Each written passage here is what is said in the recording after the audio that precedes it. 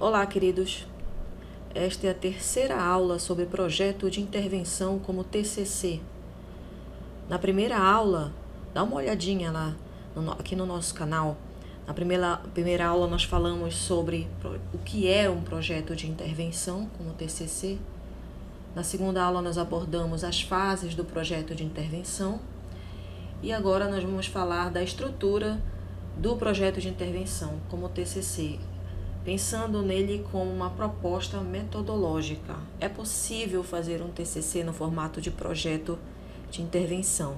E por isso que eu fiz essas 3 aulas para explicar como isso é possível. Aqui nós temos a estrutura do projeto de intervenção, que não tem nenhuma surpresa, aparentemente em nada difere de qualquer outro projeto de pesquisa. Aí nós vamos ter um título, uma apresentação, um problema, uma justificativa, objetivos, revisão de literatura, metodologia, cronograma, recursos necessários, resultados esperados e as referências. Vamos ver cada um desses elementos. Título. No título do projeto de intervenção, você deve escrever uma frase que permita identificar o tema do seu projeto, para o qual se pretende buscar a solução. Até aí, nenhuma diferença de um projeto de pesquisa comum, que não seja um projeto de intervenção, não é? Então, através desta frase, que vai virar um título, o leitor tem que ter condições de entender o que você quer pesquisar. Nesse caso aqui, no que você vai intervir para buscar uma solução. Próximo item. A apresentação. Na apresentação, você vai elaborar a síntese do projeto. É um resuminho. Deve ser escrito apenas no final. Isso aqui não serve somente para projeto de intervenção, né, gente? Isso aqui é uma dica para qualquer projeto de pesquisa, seja ele no formato de projeto de intervenção ou não. Você vai elaborar uma síntese do seu projeto na apresentação, um resuminho, e você vai escrevê-lo apenas no final. Porque como é que você vai resumir uma coisa que você ainda não escreveu? É impossível, não é? Então, primeiro você vai produzir o seu projeto, escrevê-lo na íntegra, depois você vai olhar, entendi. Você vai conversar com você mesmo. Entendi, tá mais claro agora na minha cabeça o que eu quero pesquisar, no que eu quero intervir para buscar uma solução. Agora eu tenho condições de resumir, de sintetizar, de apresentar. Aí você volta para o início do trabalho e faz essa apresentação, tá bom? O problema. O problema é a questão que se buscará resolver por meio do projeto de intervenção. Afinal de contas, alguma coisa deve estar lhe incomodando. Você já deve ter ouvido isso. Para se fazer um problema, o pesquisador feliz é aquele que tem um problema, né? Se não há problema a ser resolvido, não existe pesquisa. E aí vai existir apenas um pesquisador frustrado. Tá? Então, o problema aqui no caso do projeto de intervenção, o problema é a questão que se buscará resolver por meio do projeto. E como é esse problema? Este problema ele deve ser claro e preciso, empírico, delimitado e passível de solução. Vamos ver como é isso. Esse problema precisa ser claro e preciso. Sim, todos os conceitos e termos usados em sua enunciação não podem causar ambiguidades ou dúvida. Então você precisa falar claramente, afinal de contas, o que está lhe incomodando em determinado contexto e determinada situação. Empírico, ou seja, o seu problema deve ser observável na realidade social do seu contexto de atuação, através de técnicas e métodos apropriados. Delimitado. Às vezes as pessoas desenham um problema de pesquisa muito amplo E aí você não vai ter pernas, como se diz, para dar conta daquele problema tão amplo, naquele contexto, naquele tempo que você tem, com aqueles recursos limitados, às vezes, que você possui. Então, cuidado com o tamanho deste problema que você desenha. Uma coisa é você desenhar um problema de pesquisa para ser investigado durante um curso como um doutorado, que você tem 4 anos para fazê-lo. Outra coisa é um problema de pesquisa a ser investigado no mestrado, que você tem 2 anos. Olha, já baixamos para metade do tempo. Outra coisa é um problema de pesquisa a ser investigado num curso de pós-graduação lato sensu, onde você vai ter, em média, 1 ano a no máximo 2, e olhe lá. No caso dos programas de residência, você ainda tem que equilibrar com uma carga horária enorme de prática. Então é complicado, cuidado com o limite desse problema que você está desenhando. E a outra coisa é o problema desenhado para um TCC de curso de graduação. Ele não pode ser muito amplo. Então, ele não pode, o problema, ser muito amplo em nenhuma situação, mas ele pode ser amplificado dependendo do nível de complexidade daquele estágio de formação, dependendo dos recursos dos quais você dispõe, dependendo do tempo que você dispõe para investigá-lo.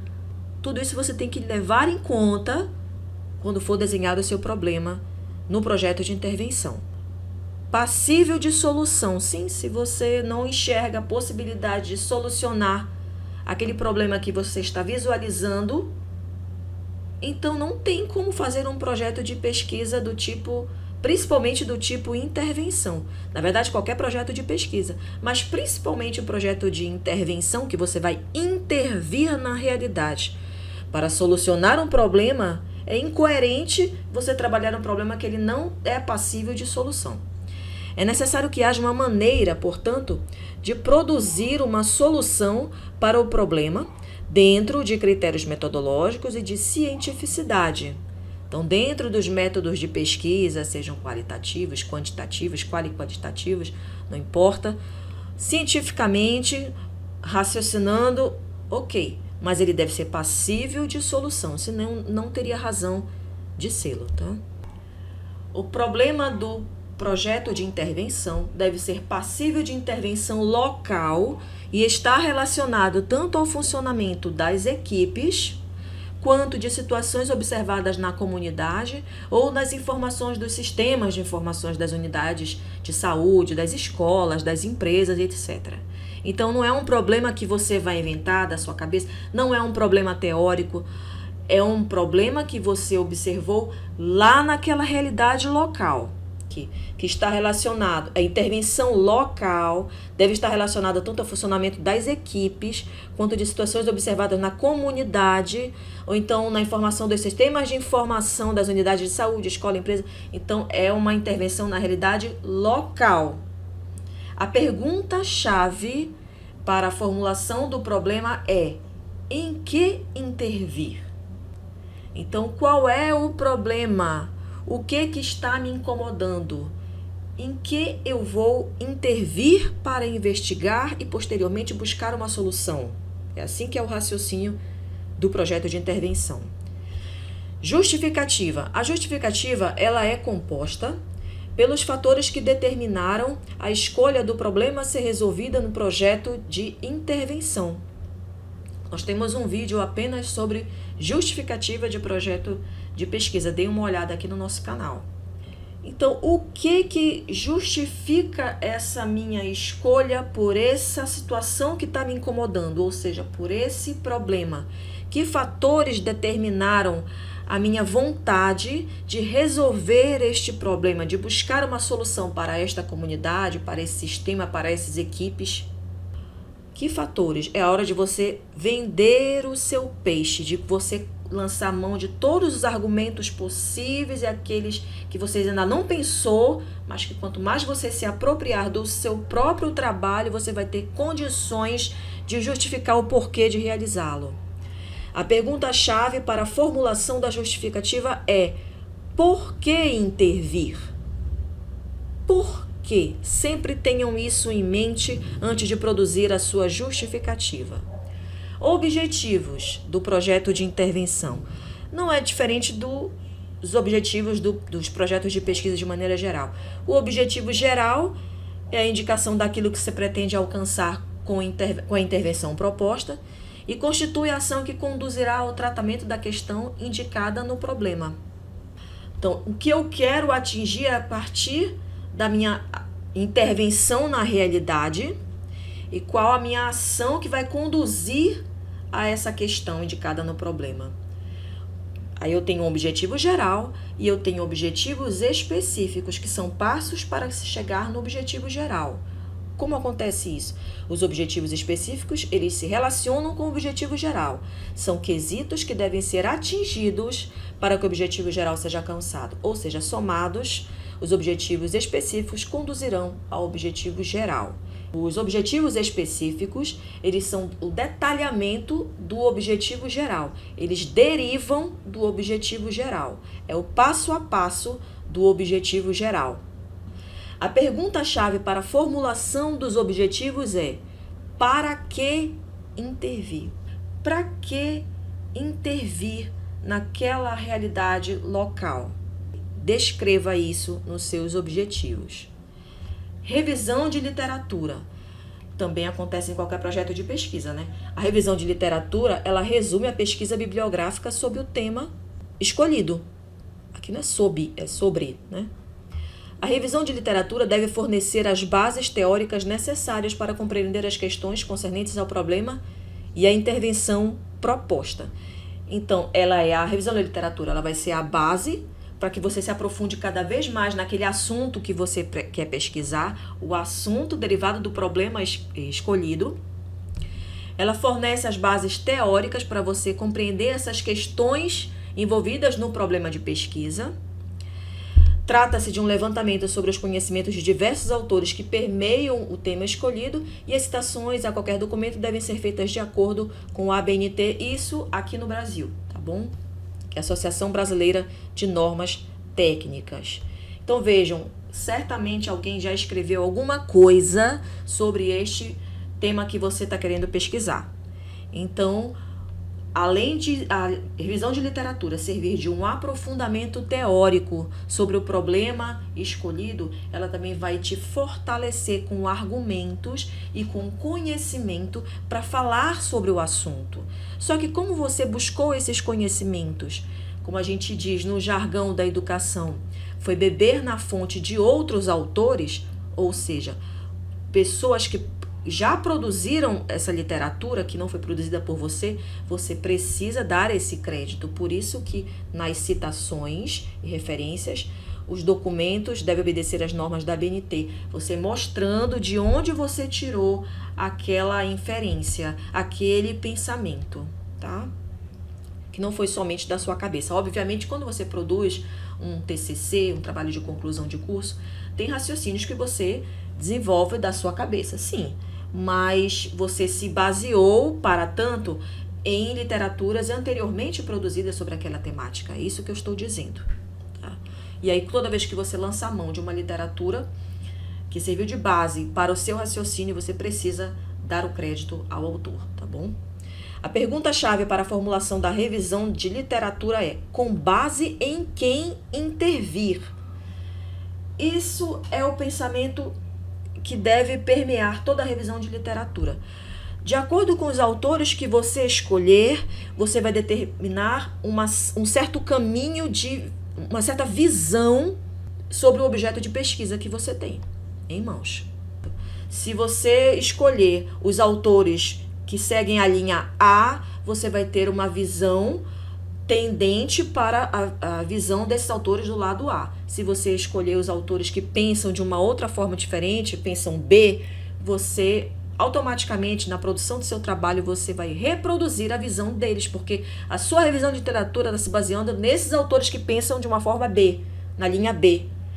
É mais ou menos como as questões... É mais ou menos, não, tem tudo a ver com as questões políticas que vivenciamos atualmente. Atualmente não sempre, na verdade, né? Mas de maneira mais efervescente devido às redes sociais. Pessoas pensam de forma diferente, dividem as opiniões entre esquerda, direita, centro, e às vezes dizem que não tem nem direita nem esquerda, enfim, pensam de maneira diferente e, de acordo com a sua visão de mundo, enxergam as mesmas questões com posicionamentos distintos. A mesma fala dita por uma pessoa pública pode ser enxergada de maneiras diferentes, dependendo do seu posicionamento político, filosófico e tal. Então, a mesma coisa se reproduz aqui no teu projeto de pesquisa. Dependendo da revisão de literatura que você faça, a linha que você siga, você vai reproduzir na sua escrita, na sua fala também, quando você for defender o trabalho, aquela visão de mundo daqueles autores que serviram de base para você. Isso começa a partir da sua orientação. O orientador, ele repassa a você a visão que ele tem de mundo. As literaturas que ele vai indicar são literaturas que ele acredita serem a visão de mundo mais abrangente, mais, não sei se mais correta e tal. Então, é a visão de literatura a visão de mundo que ele adotou. Então, ele acaba reproduzindo para você e você acaba reproduzindo também nos seus trabalhos. À medida que você amadurece academicamente e vai avançando nos graus acadêmicos, você se livra cada vez mais dessas amarras e consegue, por conta própria, produzir a sua própria visão de mundo, a sua liberdade acadêmica, né? Metodologia. A metodologia de um projeto de intervenção também não difere muito do projeto de pesquisa comum, um conjunto de abordagens, técnicas e processos utilizados para resolver o problema indicado no projeto de intervenção. É a mesma coisa num projeto geral. Deve levar em consideração os objetivos a serem alcançados. Na metodologia, os seguintes aspectos poderão ser abordados, mas não necessariamente todos, obviamente. Os caminhos para chegar aos objetivos propostos, o tipo de pesquisa, o universo da pesquisa, os critérios de amostragem, os instrumentos e procedimentos de coleta de dados e informações, as estratégias de acesso e fontes de informações, universo de intervenção, comunidade, equipe de saúde, etc. Tudo isso que eu falei aqui faz parte da estrutura de metodologia de qualquer projeto de pesquisa. A pergunta-chave para a formulação da metodologia é: como intervir? Como, aqui nos projetos de pesquisa, como é sinônimo de caminho. Como, de que maneira? Então, metodologia igual a como. Do que eu vou lançar mão, de que meios, que caminho eu vou seguir para resolver aquele problema. Tá, eu já sei que meu problema é esse, já sei qual o objetivo que eu quero atingir, eu já sei por que eu quero pesquisar aquilo, o que me levou a pesquisar aquilo, beleza. Como é que eu vou resolver? Como? Metodologia, isso. Cronograma. Cronograma não é muito complicado, né? O cronograma detalha o tempo estimado, por etapa, para que a intervenção proposta seja concluída.